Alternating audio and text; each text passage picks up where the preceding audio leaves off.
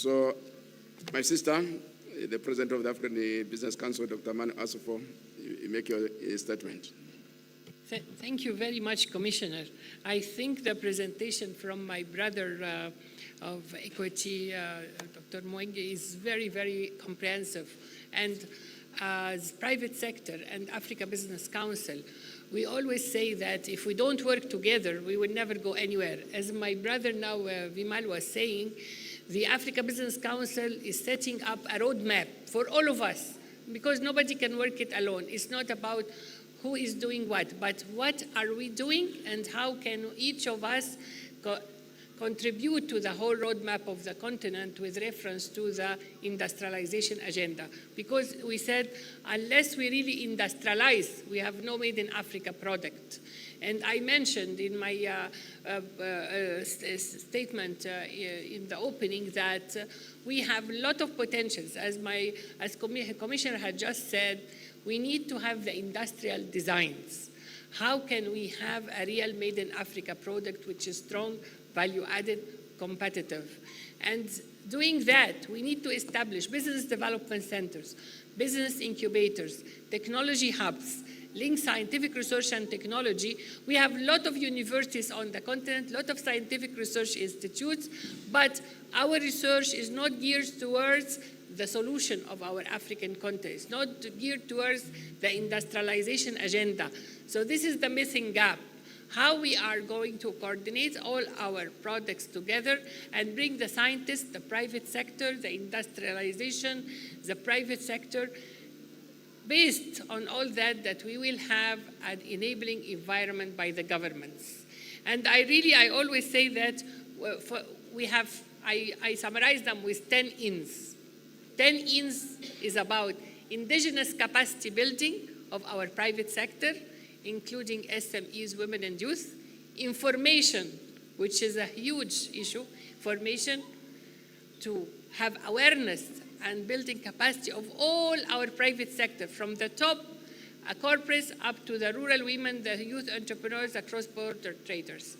Innovation and scientific research and technology. Without innovation and supporting innovation, we have nowhere to go. Investment and access to credit. That's why financial inclusion is huge, and access to finance for all the private sector at all levels is of paramount importance. That's why our financial institutions on the continent are really, really requested to see how they finance, and not the conventional way of doing when an SMEs or an youth entrepreneurs going and tell them, give us collateral. We need to have innovative methods of financing our ideas, because this is what I like on the continent. We have a lot of youth entrepreneurs and a lot of ideas and a lot of promising potential SMEs, but they go nowhere because of the financing. Another thing really is about integration, which speaks to my brother Vinal, what he said. Integration among all of us is huge agenda of what we are going to work. Infrastructure, that is very important. Infrastructure is about the roads, how we go from Cairo to Cape, from Lagos to Mombasa, how we have decreased for the cost of the transport of our products, so that products coming from China is not cheaper than coming from ourselves across the whole continent. It's very important. Of course, industry. Industry is the core for all what we are talking about. Internal policy reforms. That is very important, to reform our policies to be conducive for the investment of private sector. How can I ask my private sector to invest in a country while they are not sure that they will get back the return on their investment, if they don't have incentives, if they don't have a real conducive environment? It is very important. Intergenerational dialogue. We need to communicate with our youth, because 60% of our population is going to be youth. They are youth less than 25 years. So it is very important really to international market access. We all have to work for a Made in Africa product, that we work together and complement each other to trade among ourselves and also open new markets. It's not acceptable that, for instance, fashion industry, 1.7 trillion within the whole world, and Africa have only 3% of access. While Bangladesh alone, they are leading with the apparel. We cultivate the cotton. We have to have the cotton to be yarn, yarn to be fabric, fabric to be ready-made apparel. So the whole issue is important. The agriculture, agribusiness, everybody knows we have 65% of arable land, but we import with $50 billion per year food. Is this acceptable formula? How can we import $50 billion food and we have 65% of arable land? So where is the missing actually opportunities and how we can do it together? We need to have a mapping exercise of what's existing on the continent of resources and how these resources are transformed into value addition, and how we involve our scientists to make sure that our industrialization agenda and the financial institutions, they put actually money, and the private sector, like my brother, Ambassador Moshenga is always saying, they invest the private sector of the continent. There is a lot of money on the continent, but it is not geared towards the real solutions of the continent. But it will not happen, my brother, except if public-private sector dialogue, unless we have a real investment or real incentives from the conducive environment. So we have the natural resources of the world. We have, I mentioned, the gemstones, the minerals, the latex. Latex is something that is done for gloves, surgical gloves. We have them, but we don't industrialize them. We are bringing them from Malaysia.